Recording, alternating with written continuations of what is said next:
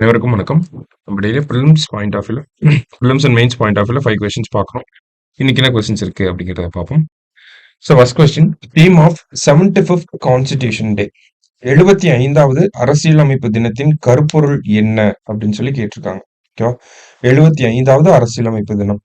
So இதை பொறுத்த வரைக்கும் பார்த்தோம்னா, நமது அரசியலமைப்பு நமது சுயமரியாதை அப்படிங்கிறது தான் மத்திய அரசாங்கம் சொல்லியிருக்காங்க. அவர் கான்ஸ்டிடியூஷன், அவர் செல்ஃப் ரெஸ்பெக்ட். ஓகேவா? 75வது அரசியலமைப்பு தினம் நமக்கு தெரியும், நவம்பர் 26 அரசியலமைப்பு தினமாக இந்தியாவில் கொண்டாடப்படுது. அடுத்தது, which state has the highest rate of child marriage, அதாவது குழந்தை திருமணம் அதிகமாக நடைபெறும் மாநிலம் எது? இந்தியாவிலேயே அதிகமாக குழந்தை திருமணம் நடைபெறக்கூடிய மாநிலமாக இருக்கிறது எது அப்படின்னு பார்த்தோம்னா மேற்கு வங்காளம், வெஸ்ட் பெங்கால். சரியா?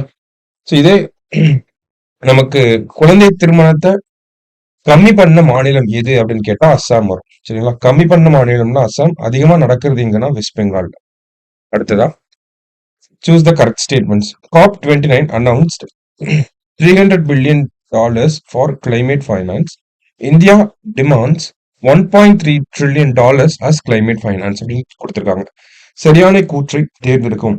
COP29 காலநிலை நிதிக்காக 300 பில்லியன் டாலர்களை அறிவித்தது அப்படிங்கிறது ஃபர்ஸ்ட் ஸ்டேட்மெண்ட்.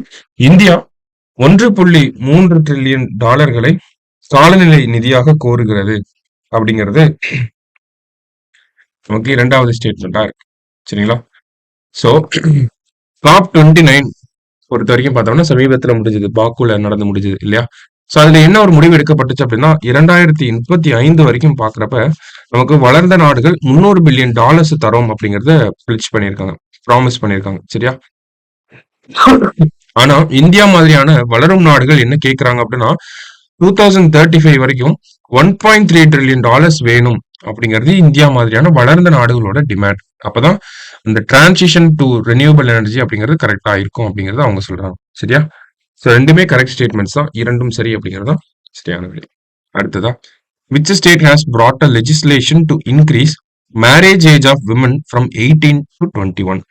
பெண்களின் திருமண வயதை 18 இருந்து 21 உயர்த்த சட்டம் கொண்டு வந்த மாநிலம் எது அப்படின்னு பார்த்தோம்னா, இந்தியாவை பொறுத்த வரைக்கும் பார்த்தோம்னா 18 இருந்து 21 மாத்தணும் அப்படின்னு சொல்லி ஜெயா ஜெட்லி அப்படின்னு சொல்லி ஒரு கமிட்டி போட்டிருந்தாங்க. சரிங்களா? ஸோ இந்த கமிட்டி என்ன ரெக்கமெண்ட் பண்ணியிருப்பாங்கன்னா 18 இருந்து 21 பெண்களுடைய திருமண வயதை உயர்த்தலாம் அப்படிங்கறத சொல்லியிருப்பாங்க. ஸோ இந்த கமிட்டியோட ரெக்கமெண்டேஷன்ஸை பேஸ் பண்ணி மத்திய அரசாங்கம் ஒரு பில் கொண்டு வந்திருப்பாங்க.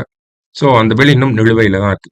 ஸோ இதற்கிடையில ஹிமாச்சல பிரதேச மாநிலம் என்ன பண்ணிருக்காங்க அப்படின்னா பெண்களுடைய திருமண வயதை 18 இருந்து 21 உயர்த்தி சட்டம் கொண்டு வந்திருக்காங்க.